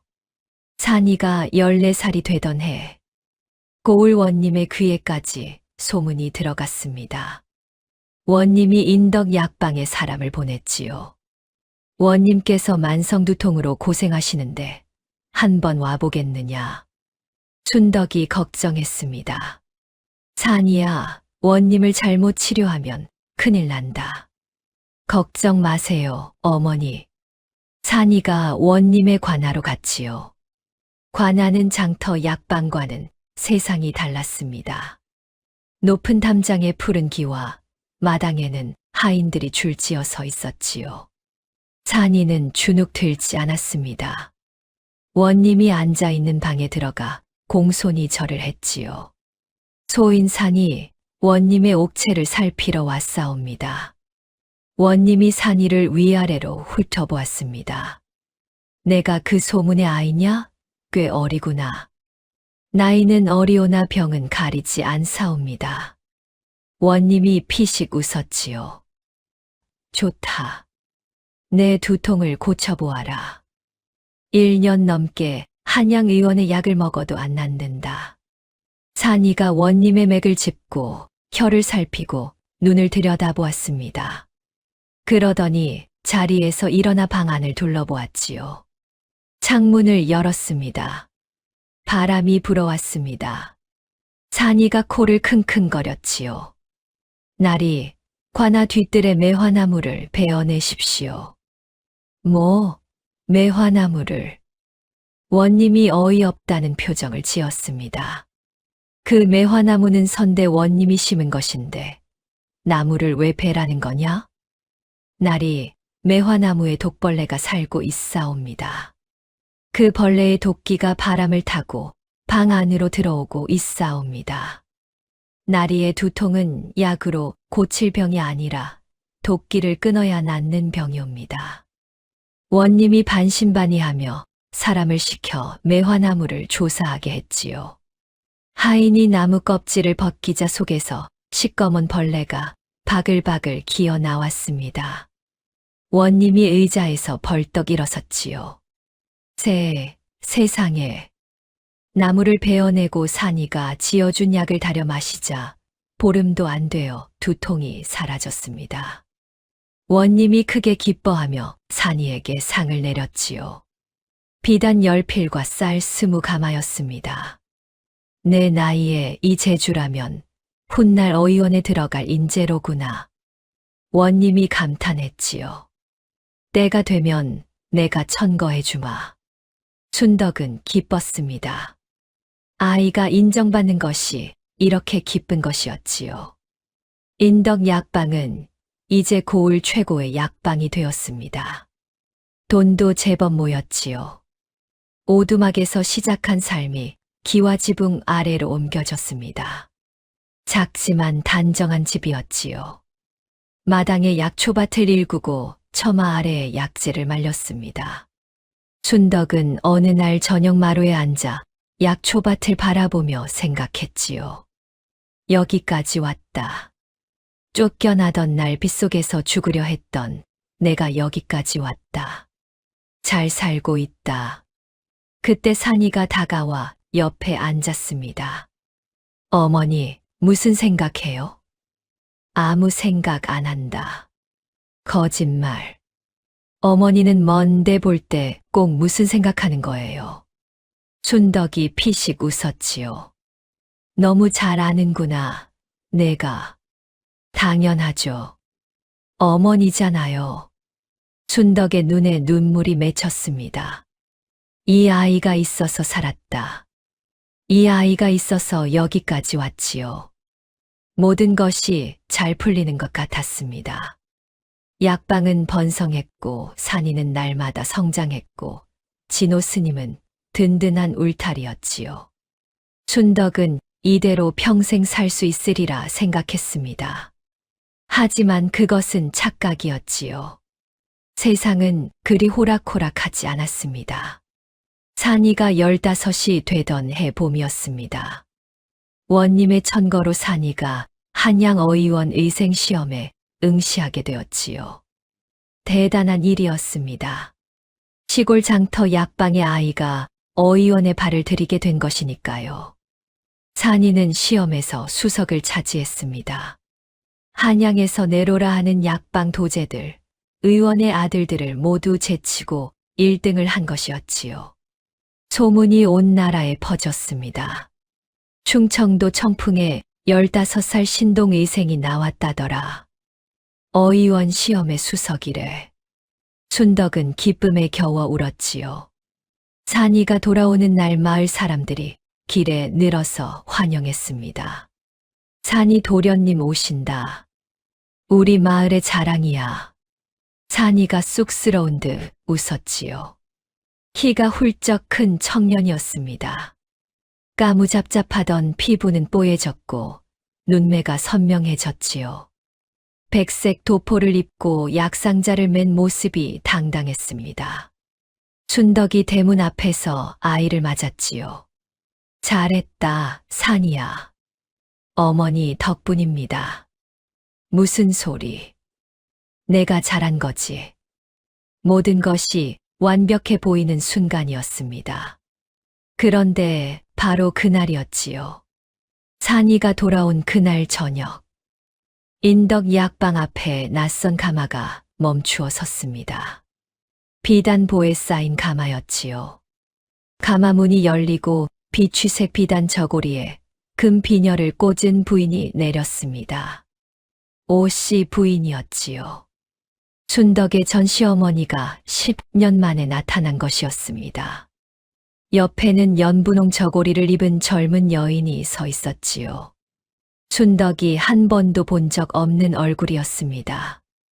오씨 부인이 약방을 둘러보며 코웃음을 쳤습니다. 꼴 좋다. 이게 약방이라고. 순덕은 그 목소리를 듣는 순간 온몸이 굳었지요. 10년 전의 공포가 뼛속까지 스며들었습니다. 2번 다시 이 문턱을 넘지 마라. 그 목소리가 귓전에서 울렸지요. 오씨 부인이 순덕을 보며 입꼬리를 올렸습니다. 오래간만이구나, 순덕아. 순덕은 입을 꾹 다물었지요. 10년 만에 보는 시어머니. 아니, 전 시어머니. 이제는 아무 관계도 아닌 사람이었습니다.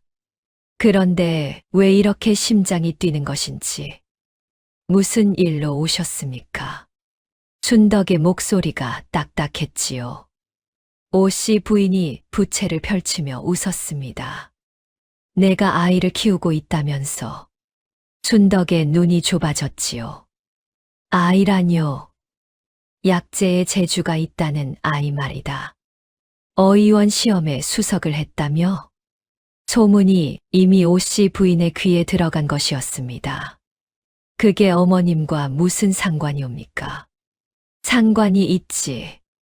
오씨 부인이 부채를 접었지요. 눈빛이 날카롭게 변했습니다. 그 아이가 우리 집안 아이거든. 순덕은 귀를 의심했습니다. 무슨 말씀이시옵니까? 내가 주워왔다는 그 아이. 우리 박 판관 댁의 핏줄이라는 뜻이다. 오씨 부인이 옆에 서 있던 젊은 여인을 앞으로 내세웠지요. 이 아이가 금이다. 내 뒤에 들어온 며느리지. 금이가 낳은 아이를 내가 데려다 키운 거야. 순덕은 할 말을 잃었습니다. 금이라는 여인이 고개를 숙이며 말했지요. 언니, 미안해요. 사실은 제가 아이를 낳고 너무 어려서 키울 수가 없었어요. 산속에 두고 온 게 제 잘못이에요. 목소리가 애처로웠습니다. 눈물까지 글썽거렸지요. 하지만 순덕은 직감적으로 알았습니다. 거짓말이다. 이것은 거짓말이지요. 말도 안 되는 소리. 순덕이 이를 악물었습니다. 산이는 제가 산속 폐가에서 준 아이입니다. 당신네 집안과는 아무 관계가 없습니다. 증거가 있다. 오씨 부인이 품에서 종이 한 장을 꺼냈지요.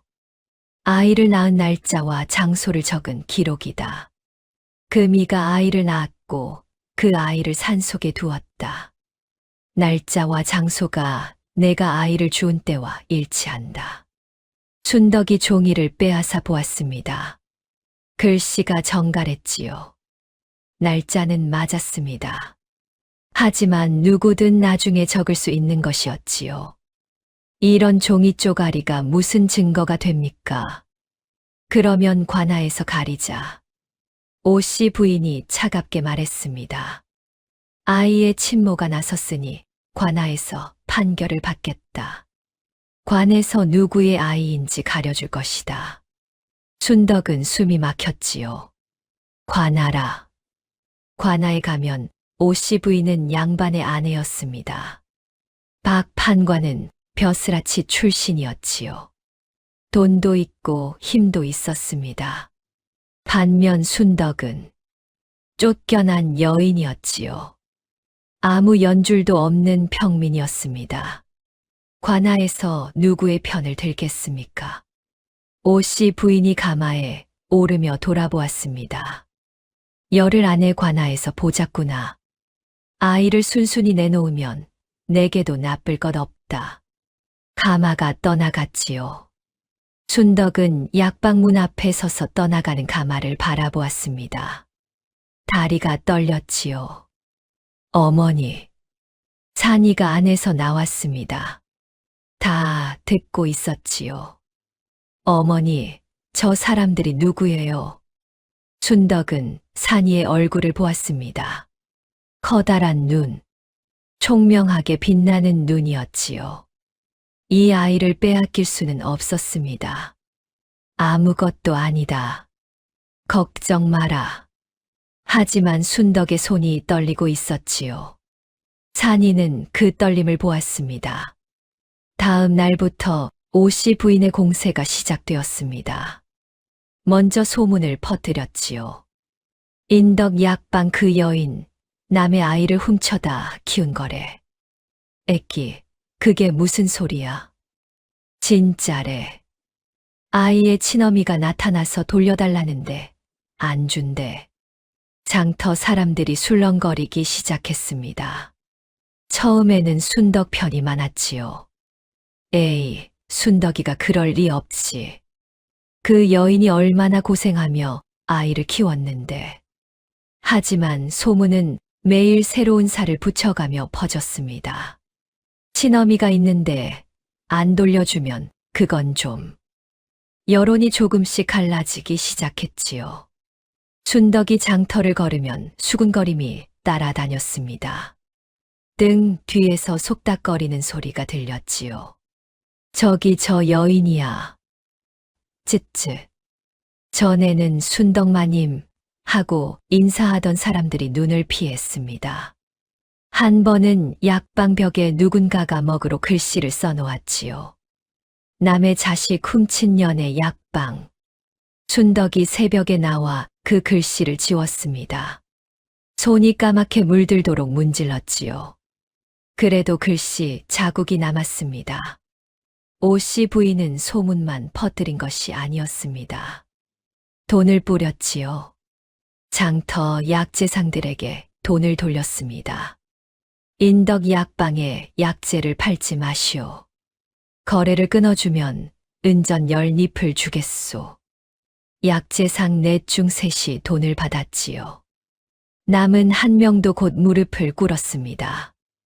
오씨 부인이 그 약재상의 가게 세를 올리겠다고 건물 주인에게 압력을 넣었기 때문이지요. 미안하오, 순덕마님. 사정이 생겨서. 무슨 사정이옵니까? 약재상이 눈을 피했습니다. 그냥 사정이 있소. 약재가 끊기자 약방 운영이 어려워졌지요. 산이가 직접 산에 올라 약초를 캐야 했습니다. 하지만 한 사람이 캘 수 있는 양에는 한계가 있었지요.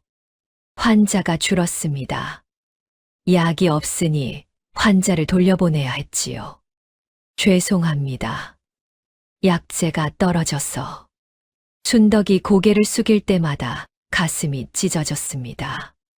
어느 날은 오씨 부인이 하인을 보내 약방 앞에서 행패를 부리게 했지요. 이 약방은 남의 자식 훔친 년이 운영하는 곳이오.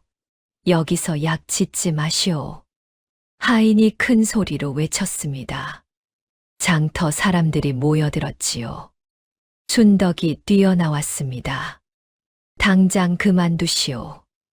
뭐, 내까지 것이 나에게 명령이야? 하인이 순덕을 밀쳤습니다. 순덕이 뒤로 넘어졌지요. 무릎이 까져서 피가 났습니다. 하인이 비웃었지요. 양반댁 하인한테 덤벼 분수를 알아야지. 산이가 달려와 순덕을 부축했습니다. 어머니, 괜찮아요? 산이가 하인을 노려보았지요. 눈빛이 매서웠습니다. 하지만 순덕이 산이의 팔을 잡았지요. 산이야, 됐다. 가자. 순덕은 아들을 끌고 약방 안으로 들어갔습니다. 문을 닫고 나서야 무릎에 통증이 밀려왔지요. 피가 치마에 번졌습니다. 산이가 약을 가져와 상처를 닦아주었지요. 어머니, 왜 참아요? 저런 놈한테 왜 참아요? 참아야 한다. 지금 싸우면 진다. 싸워서 지는 건 참아서 지는 것보다 낫잖아요. 순덕이 산이의 손을 잡았습니다. 산이야, 이기는 법은 버티는 것이다. 지금은 버텨야 할 때다. 산이는 입을 다물었지요. 하지만 주먹이 하얗게 되도록 쥐어져 있었습니다. 장터 사람들이 수군거렸지만 아무도 나서지 않았습니다. 양반 집안과 맞서면 자기들도 피해를 볼까 두려웠기 때문이지요. 그 사이 오씨 부인은 관아에 소장을 넣었습니다. 관아에서 기일을 잡았지요.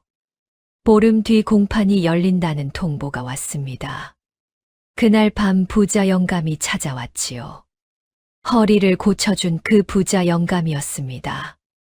순덕마님, 영감님, 이 밤에 무슨 일이? 부자 영감이 고개를 숙였습니다. 미안하오. 나도 더는 이 약방에 올 수 없게 되었소. 네. 박 판관댁에서 사람이 왔소. 인덕 약방 드나들면 가만두지 않겠다고. 순덕은 입술을 깨물었지요. 영감님까지. 미안하오, 진심으로. 산이 그 아이가 고마운 줄 아오. 하지만 양반 집안을 상대할 힘이 내게는 없소. 부자 영감이 떠나갔습니다. 순덕은 문을 닫고 마루에 주저앉았지요. 눈물이 주르륵 흘렀습니다. 하나씩 떠나갔습니다. 약재상도 손님도 그리고 이제 유일한 지지자마저. 공판 사흘 전이었습니다. 오씨 부인이 다시 찾아왔지요. 순덕아, 마지막으로 말하마. 할 말 없습니다. 들어라. 아이를 순순히 넘기면 은전 100냥을 주겠다. 약방도 그대로 하게 해주마. 다만 아이만 넘겨라. 안 됩니다. 어리석구나. 오씨 부인의 눈이 차갑게 빛났습니다. 관아에서 지면 아이만 빼앗기는 게 아니다. 남의 자식 빼돌린 죄로 내가 곤장을 맞게 될 줄 알아라. 순덕의 얼굴이 하얘졌지요. 곤장을 맞으면 약방은 끝이었습니다. 아니, 목숨이 위험했지요. 오씨 부인이 돌아간 뒤 순덕은 진호 스님을 찾아갔습니다. 스님, 어찌하면 좋겠습니까? 진호 스님이 긴 한숨을 쉬었지요. 나도 생각해 보았네. 관아라는 곳이 돈과 힘 앞에서 눈이 먼 경우가 많으니 스님이 증인이 되어 주실 수 있지 않사옵니까? 스님은 제가 산이를 주운 것을 알고 계시지 않사옵니까? 내가 증인이 되어주마. 진호 스님이 고개를 끄덕였지요. 하지만 늙은 중 한 명의 증언이 양반 집안의 문서를 이길 수 있을지. 진호 스님도 자신이 없는 눈빛이었습니다. 그때 산이가 들어왔지요. 어머니, 산이야, 내가 왜 여기? 다 알고 있어요. 그 사람들이 저를 데려가려 한다는 것. 산이의 눈이 붉어져 있었지요. 어머니, 저는 아무 데도 안 가요. 어머니가 제 어머니예요. 순덕이 아이를 안았습니다. 그래, 아무 데도 안 보낸다. 하지만 순덕의 품이 떨리고 있었지요. 공판 이틀 전, 진호 스님이 사라졌습니다. 암자에 가보니 문이 열려 있고 안은 텅 비어 있었지요. 약초 보따리도 염주도 없었습니다. 마을 사람에게 물어보니 간밤에 낯선 사내 둘이 암자 근처를 서성거리는 것을 보았다 했지요. 순덕의 머릿속이 하얘졌습니다. 유일한 증인이 사라진 것이었지요. 온 마을을 뒤졌습니다. 산을 헤매고 길을 더듬고 이웃 고을까지 사람을 보냈지요. 진호 스님의 행방은 묘연했습니다.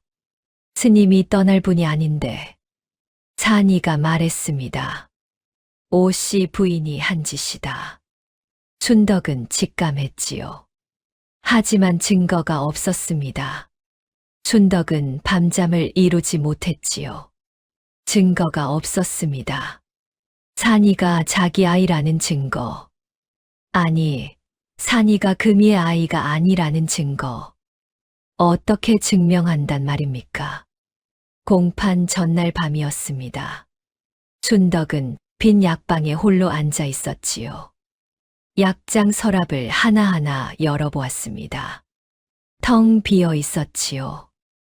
약재도 떨어지고 손님도 끊기고 소문에 짓눌려 숨도 쉬기 어려웠습니다. 촛불 하나가 흔들리고 있었지요. 바람이 문틈으로 들어와 촛불을 위협했습니다. 증인도 없다. 증거도 없다. 돈도 없고 힘도 없다. 내일 관아에 서면 아이를 빼앗길 것이다. 곤장을 맞을 것이다. 맞으면 뼈가 부러질 수도 있다. 일어나지 못할 수도 있다. 그러면 산이는 어떻게 되는 것인가? 순덕은 고개를 떨구었지요. 눈물이 떨어졌습니다. 한 방울, 두 방울. 마른 나무 바닥에 동그란 자국이 생겼지요. 진호 스님도 사라졌습니다. 약재상도 떠났습니다. 부자 영감도 떠났지요. 장터 사람들도 등을 돌렸습니다. 10년 동안 쌓아올린 것이 한 달 만에 무너지고 있었지요. 아니, 10년이 아닙니다. 순덕은 박 판관 댁에서도 6년을 쌓아 올렸습니다. 6년을 쌓고 하루아침에 무너졌지요. 지금도 마찬가지였습니다. 10년을 쌓고 한 달 만에 무너지고 있었지요. 이 꼴이 평생 반복되는 것인가? 순덕은 벽에 등을 기댔습니다. 차가웠지요. 등을 기대니 순덕의 어깨가 들썩이기 시작했습니다. 소리를 죽이고 울었지요. 어머니. 돌아가신 어머니를 불렀습니다. 어머니, 저는 왜 이러는 겁니까? 왜 뭘 해도 빼앗기는 겁니까? 6년을 바쳐도 쫓겨나고 10년을 바쳐도 빼앗기고 제가 뭘 잘못한 겁니까? 대답은 없었습니다. 빈 약방에는 바람 소리만 울었지요. 그때 문 밖에서 소리가 들렸습니다. 어머니. 산이가 서 있었지요. 어머니, 울지 마세요. 안 울었다. 거짓말. 눈이 빨개요. 산이가 순덕이 옆에 앉았습니다. 둘 다 한참 말이 없었지요. 약방 안에 촛불만 흔들렸습니다. 어머니. 응. 저 기억나는 게 있어요. 순덕이 고개를 들었지요. 뭐가? 어머니가 저를 처음 안아 올렸을 때요. 기억나요. 내가 어떻게 그때를. 어머니 손이 따뜻했어요. 누더기보다 따뜻했어요. 산이의 눈에 물기가 맺혔습니다. 그 전에는 따뜻한 것이 없었어요. 세상에 따뜻한 것이 없다고 생각했어요. 그런데 어머니 손이 따뜻했어요. 순덕은 아이를 끌어안았지요. 어머니, 저는 아무 데도 안 가요. 알았다. 어머니가 제 어머니예요. 그건 누가 뭐래도 안 변해요. 순덕은 고개를 끄덕였습니다. 하지만 내일이 두려웠지요. 산이가 돌아간 뒤 순덕은 다시 혼자가 되었습니다. 촛불이 꺼지려 했지요. 심지가 까맣게 타들어가고 있었습니다. 이대로 끝인가? 순덕은 촛불이 꺼지기 전에 약장 서랍을 열었습니다. 마지막 서랍이었지요. 한쪽 구석에 작은 보따리가 있었습니다. 산이를 처음 발견했을 때 아이를 감싸고 있던 헝겊 뭉치. 순덕은 그것을 버리지 않고 간직하고 있었지요. 10년 동안 서랍 구석에 넣어두었습니다. 헝겊을 꺼내 무릎 위에 펼쳐보았지요. 낡고 더러운 천이었습니다. 10년 전 그날 아이를 감싸고 있던 천. 순덕은 무심히 천을 쓸어보았습니다. 그런데 그 안에 무언가 단단한 것이 만져졌지요. 천 사이에 꿰매어져 있었습니다. 실밥을 뜯었지요. 손톱으로 하나하나 뜯었습니다. 촛불 아래에서 눈을 가늘게 뜨고 작업했지요. 실이 풀리자 작은 나무패가 나왔습니다. 손가락 2마디 크기의 패에 글자가 새겨져 있었지요. 글자가 희미했지만 읽을 수 있었습니다. 순덕의 눈이 커졌습니다. 이것은 패에는 아이의 이름과 생년월일 그리고 낯선 성씨가 적혀 있었지요. 박씨가 아니었습니다. 전혀 다른 성씨였지요. 산이는 박 판관 댁의 아이가 아니었습니다. 애초에 박 판관 댁과는 아무 관계도 없는 아이였지요. 순덕의 손이 떨렸습니다.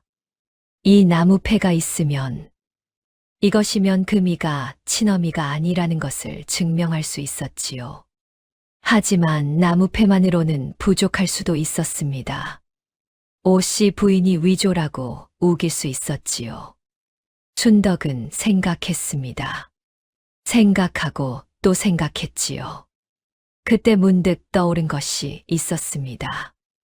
오래전 마을 어귀에서 진호 스님이 했던 말이었지요. 꽃이 피지 않는 건 꽃 탓이 아니라 땅 탓인 것을. 순덕은 눈을 떴습니다. 꽃 탓이 아니라 땅 탓. 그 말의 뜻을 이제야 온몸으로 알 것 같았지요. 박 판관 댁에서 자식을 낳지 못한 것은 순덕의 탓이 아니었습니다. 하지만 순덕은 6년 동안 자기 탓이라 여기며 살았지요. 쫓겨난 것도 자기 탓이라 여겼습니다. 그런데 지금은 순덕은 주먹을 쥐었지요. 나는 이 아이를 업고 산을 넘었다. 굶으면서도 아이를 먹였다. 맨손으로 약방을 세웠다. 그것은 아무도 부정할 수 없는 사실이었지요. 증인이 없으면 어떠냐? 문서가 없으면 어떠냐? 내가 이 아이의 어머니라는 것은 내 두 손이 증명한다. 순덕이 벌떡 일어섰습니다.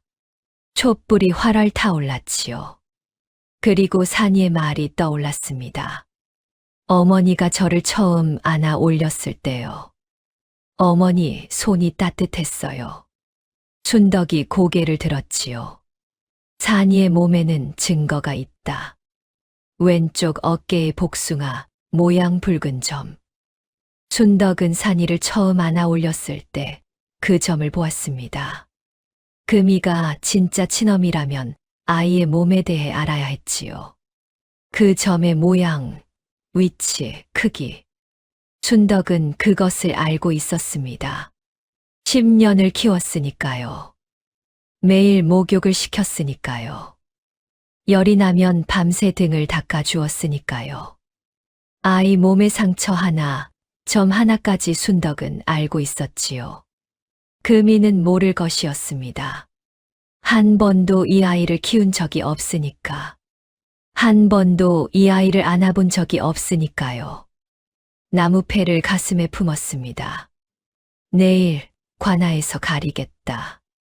공판날 아침이 밝았습니다.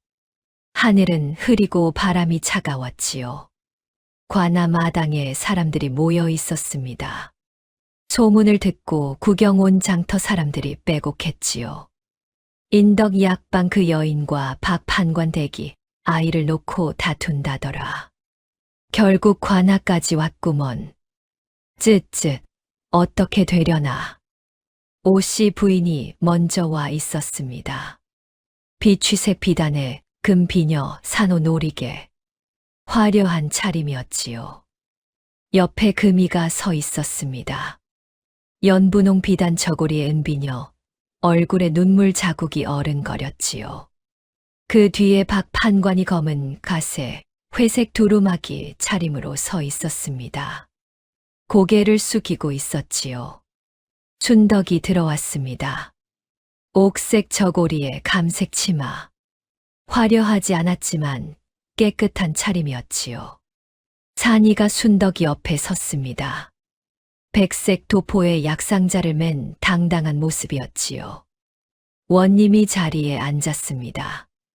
오늘 이 자리는 아이의 친모를 가리기 위한 자리이다.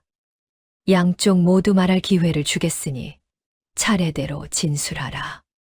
오씨 부인 측이 먼저 나섰지요. 금이가 앞으로 나와 무릎을 꿇었습니다. 나리, 저 아이는 제가 낳은 아이이옵니다. 5년 전 사정이 있어 산속에 두었사오나 하루도 잊은 적이 없사옵니다. 금이의 눈에서 눈물이 흘렀지요. 어린 것을 버린 죄 10,000번 죽어도 마땅하옵니다. 하오나 이제라도 아이를 돌려받아 죄를 씻고자 하옵니다. 구경꾼들 사이에서 동정의 탄식이 흘러나왔습니다. 저런, 불쌍해라. 아이를 버린 건 잘못이지만 찾으러 온 건 어미 마음이지. 오씨 부인이 문서를 제출했지요. 원님이 문서를 살펴보았습니다. 날짜와 장소가 맞는구나. 순덕의 차례가 왔습니다. 순덕이 앞으로 나섰지요. 날이 저는 10년 전 산속 폐가에서 이 아이를 발견했습니다. 아이는 굶주려 죽기 직전이었습니다. 저 역시 갈 곳 없는 몸이었으나 아이를 두고 갈 수 없고 왔습니다. 순덕의 목소리는 떨리지 않았습니다. 10년을 키웠습니다.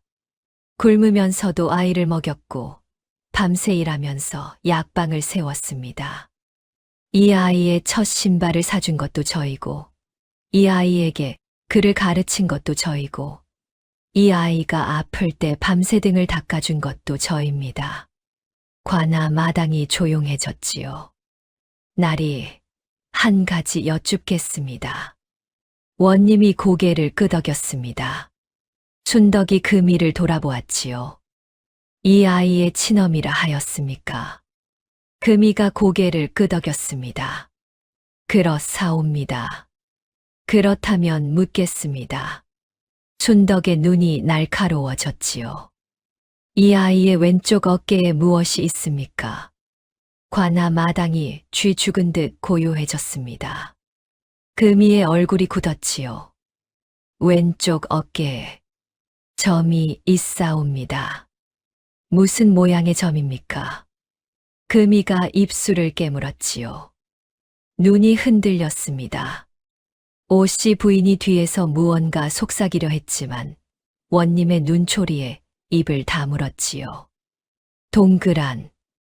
동그란 점이옵니다. 순덕이 고개를 저었습니다. 틀렸습니다. 순덕이 산이에게 고개를 끄덕였지요. 산이가 왼쪽 어깨에 옷을 내렸습니다. 복숭아 모양의 붉은 점이 또렷이 드러났지요. 동그란 점이 아니었습니다. 윗부분이 움푹 들어간 복숭아 모양이었지요. 구경꾼들이 웅성거렸습니다. 동그란 점이 아니잖아. 친어미가 자기 아이 몸의 점도 모르나? 원님이 금이를 쏘아보았지요. 친어미가 자식 몸의 점 모양도 모른단 말이냐? 금이의 얼굴이 하얘졌습니다. 날이 오래되어 기억이.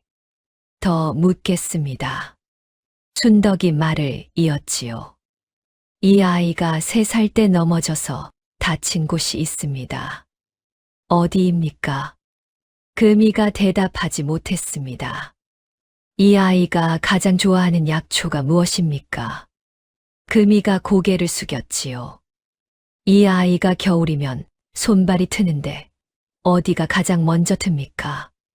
금이의 눈에서 눈물이 흘렀습니다. 하지만 이번에는 연기가 아니었지요. 대답할 수 없다는 것을 알았기 때문이었습니다. 순덕이 원님을 향해 말했지요. 날이 저는 이 모든 것을 답할 수 있사옵니다. 왼쪽 무릎 안쪽에 넘어진 흉터가 있고 이 아이가 가장 좋아하는 약초는 산수유이며 겨울이면 오른발 뒤꿈치가 가장 먼저 틉니다. 산이가 고개를 끄덕였습니다. 전부 맞는 말이었지요. 관아 마당에 탄성이 흘렀습니다. 순덕이 품에서 나무패를 꺼냈지요. 날이 이것은 아이를 처음 발견했을 때 아이를 감싸고 있던 헝겊 속에서 나온 것이옵니다. 원님이 나무패를 받아들었습니다. 글씨를 읽더니 눈이 커졌지요. 이 성씨는 박씨가 아니구나. 그렇사옵니다. 이 아이는 애초에 박 판관 댁과 아무 관련이 없는 아이옵니다. 오씨 부인이 벌떡 일어섰지요. 위조다. 저것은 전현이 만들어낸 것이옵니다. 원님이 나무패를 자세히 살펴보았습니다. 이 나무패의 글씨는 오래전에 새긴 것이다. 나무가 사가 글자가 희미해져 있으니 최소 10년은 된 물건이다. 위조라 하기 어렵다. 오씨 부인의 얼굴이 일그러졌지요. 그때였습니다. 관아 뒤쪽에서 소란이 일었지요. 비키시오, 비키시오. 사람들이 길을 열었습니다. 진호 스님이 걸어 들어왔지요. 낡은 장삼은 흙투성이었고 얼굴에 멍이 들어 있었습니다. 집신 한 짝이 벗겨져 맨발이었지요. 하지만 눈빛만은 맑았습니다. 스님. 순덕이 달려갔지요. 스님, 어디 계셨습니까? 진호 스님이 손을 저었습니다. 나중에 이야기하세. 먼저 할 말이 있네. 진호 스님이 원님 앞에 섰지요. 날이 늙은 중이 한 말씀 아뢰겠습니다. 말하라. 소승은 10년 전 이 여인이 산속 폐가에서 아이를 발견하는 것을 직접 목격한 사람이옵니다. 진호 스님이 천천히 말했습니다. 아이는 굶주려 뼈만 남은 상태였고 여인은 자신도 쫓겨난 몸이면서 아이를 업고 산을 넘었습니다. 소승이 이 마을로 데려왔고 그 뒤 10년간 이 여인이 온갖 고생을 하며 아이를 키우는 것을 지켜보았습니다. 관아 마당이 조용했지요. 그리고 날이 소승이 사라진 것은 제 뜻이 아니었습니다. 진호 스님이 오씨 부인을 돌아보았지요. 이틀 전 밤 낯선 사내 둘이 소승의 암자에 들이닥쳐 입을 틀어막고 산속 폐가에 가두었습니다. 공판에 나오지 못하게 하려는 것이었지요. 웅성거림이 터져 나왔습니다. 세상에, 증인을 가두다니. 진호 스님이 품에서 1000 조각을 꺼냈지요. 소승을 가둔 사내의 옷에서 뜯어낸 것이옵니다. 이 천은 관복 안감에 쓰는 비단이옵니다. 양반 집안의 하인이나 입는 것이지요. 원님이 오씨 부인을 똑바로 바라보았습니다. 오씨 부인, 할 말이 있느냐? 오씨 부인의 입술이 파르르 떨렸지요. 날이, 이것은 오해이옵니다. 그때 금이가 관아 마당에 엎드렸습니다. 날이 모두 거짓이옵니다. 오씨 부인이 경악했지요. 금이, 내가 감히. 날이, 저 아이는 제 아이가 아니옵니다. 금이의 몸이 떨렸습니다. 시어머니, 오씨 부인이 시키는 대로 한 것이옵니다. 아이가 유명해지니 우리 집안의 핏줄이라 하면 아이를 빼앗아올 수 있다고.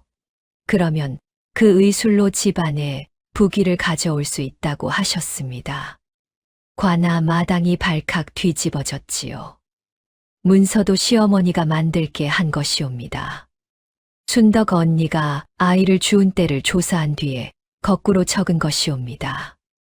닥쳐, 이 못된 년아. 오씨 부인이 금이에게 달려들려 했지만 포졸이 막았지요. 금이가 울먹이며 말을 이었습니다. 저도 죄인이옵니다. 하지만 더는 못하겠사옵니다. 금이는 이 말을 바닥에 박았지요. 순덕 언니가 약방 문 앞에서 넘어졌을 때 봤습니다. 무릎에서 피가 나도 아이 걱정부터 하더군요. 그때 알았습니다. 저런 사람에게서 아이를 빼앗으면 안 된다고. 관아 마당이 숙연해졌지요. 그때 뒤에서 조용한 목소리가 들렸습니다. 사실이옵니다. 날이. 박 판관이었지요. 오씨 부인이 놀라 돌아보았습니다. 당신이 뭐라 했어? 박 판관이 앞으로 나섰습니다. 등이 굽은 노인이었지요. 하지만 이 순간만은 어깨를 펴고 서 있었습니다. 날이, 모든 것은 제 아내 오씨가 꾸민 일이옵니다. 저도 알고 있었으나 막지 못한 죄가 크옵니다. 영감. 오씨 부인이 비명을 질렀지요. 10년 전에도 그랬사옵니다. 박 판관의 목소리가 떨렸습니다. 순덕이를 내쫓을 때도 저는 알고 있었사옵니다. 아내가 틀렸다는 것을. 하지만 한마디 말 못하고 방문을 닫았사옵니다. 박 판관이 순덕을 보았지요. 늙은 눈에 눈물이 고여 있었습니다. 순덕은 아무 말도 하지 않았습니다. 미안하다. 내 시아비가 겁쟁이였다. 순덕은 한참 박 판관을 내려다보았지요. 일어나십시오. 순덕이 말했습니다. 용서하고 말고 할 것이 없사옵니다. 지나간 일이옵니다. 원님이 판결을 내렸지요. 오씨 부인의 소장은 거짓 소송으로 판명한다. 아이의 양육권은 순덕에게 있음을 확인한다. 관아 마당에서 환호가 터져 나왔습니다. 잘됐다. 순덕 마님이 이겼어. 원님이 손을 들어 조용히 시켰지요. 오씨 부인은 증인 감금, 문서 위조, 거짓 소송의 죄로 곤장 30대에 처한다. 가산의 3분의 1을 몰수하여 순덕에게 배상금으로 지급한다. 오씨 부인이 주저앉았습니다. 나리, 살려주시오. 또한 금이는 거짓 증언에 죄가 있으나 자수한 공이 있으니 곤장 10대에 처한다. 형이 집행되었지요. 오씨 부인이 곤장을 맞았습니다. 비취색 비단 저고리가 크게 뒹굴었지요. 금 비녀가 떨어져 나갔습니다. 산호 놀이개가 먼지 속에 묻혔지요. 아이고, 아이고. 비명이 관아 마당에 울려 퍼졌습니다. 지켜보던 마을 사람들이 고개를 돌렸지요. 남의 자식을 빼앗으려다 저 꼴이 되었구먼. 자식 못 낳는다고 며느리 쫓아내더니 남이 키운 아이는 탐내고.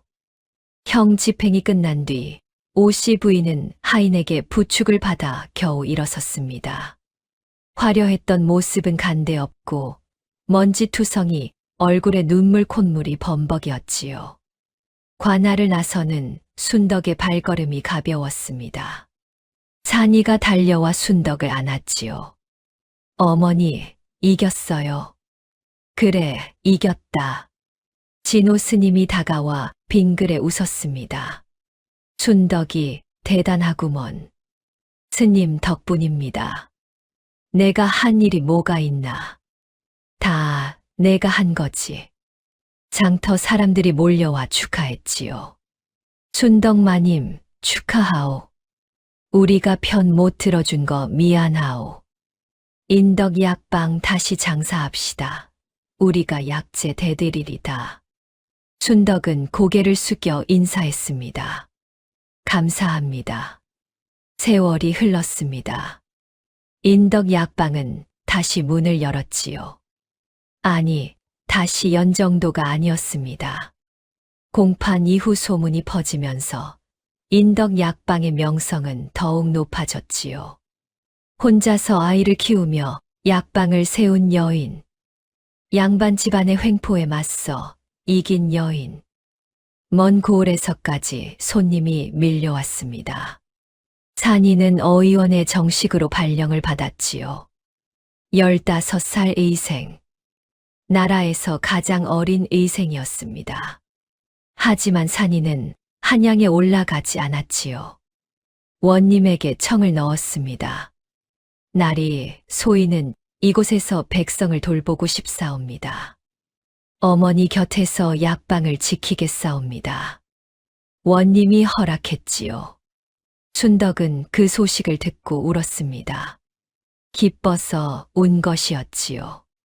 진호 스님은 산이의 졸업을 축하한 뒤 다시 길을 떠났습니다. 나는 떠돌이 중이니 한 곳에 오래 있으면 안 되네. 스님, 여기서 사시면 안 되옵니까? 허허, 세상에 아픈 사람이 어디 여기뿐이겠나. 고갯마루에서 한 번 돌아보더니 손을 흔들었지요. 산이야, 약초의 길은 끝이 없느니라. 정진해라. 네, 스님, 잊지 않겠습니다. 진호 스님의 모습이 고개 너머로 사라졌습니다. 그리고 어느덧 5년이 더 흘렀지요. 인덕 약방은 청풍장터에서 가장 큰 약방이 되었습니다. 방 3칸에 약재 창고 2칸이었지요. 산이가 직접 키운 약초밭이 뒷마당에 펼쳐져 있었습니다. 가난한 환자를 무료로 보아주는 것은 여전했지요. 어느 봄날이었습니다. 약방 마루에 앉아 쉬고 있는데 산이가 다가왔지요. 20살이 된 산이었습니다. 훤칠한 키에 단정한 이목구비, 깨끗한 백색 도포를 입고 있었지요. 어머니, 왜? 오늘 좋은 날씨네요. 그러게. 어머니, 오늘 쉬세요. 제가 약방 볼게요. 안 피곤한데 뭘. 거짓말. 어머니 어젯밤에 기침하셨잖아요. 순덕이 피식 웃었지요. 너는 진짜 못 속이겠다. 산이가 웃었습니다. 당연하죠. 어머니잖아요. 10년 전에도 했던 말이었지요. 순덕의 눈에 눈물이 맺혔습니다. 약방 마당에 봄바람이 불었지요. 약초밭에 새싹이 돋아나고 있었습니다. 옛날 진호 스님이 말했습니다. 꽃이 피지 않는 건 꽃 탓이 아니라 땅 탓이라고. 맞는 말이었지요. 순덕은 박판관댁이라는 척박한 땅에서 피지 못했습니다. 하지만 자기만의 땅을 찾아 다시 뿌리를 내렸지요. 그리고 그 땅에서 산이라는 꽃을 피워냈습니다. 아니, 순덕 자신이 꽃이었지요. 쫓겨나고 내몰리고 쓰러져도 다시 일어선 꽃. 죽을 뻔한 자리에서 아이를 안고 걸어온 꽃. 맨손으로 약방을 일구고 아이를 키워낸 꽃이었지요. 그 꽃이 지금 햇살 아래 웃고 있었습니다. 꽃은 핑계를 대지 않습니다. 땅이 나빠도 비가 안 와도 그냥 핍니다. 피어야 하니까 피지요. 살아야 하니까 삽니다. 순덕이 바로 그런 사람이었습니다. 꽃이 피지 않는 것은 꽃 탓이 아니라 땅 탓이라 했습니다. 하지만 어떤 꽃은 스스로 자기 땅을 만들어냅니다. 순덕이 바로 그런 꽃이었지요. 다음 영상을 빠르게 만나보시려면 좋아요와 구독을 눌러주세요. 지금 화면에 나오는 더 재미있는 영상들도 함께 해주세요. 그럼 모두 행복한 하루 보내세요. 감사합니다.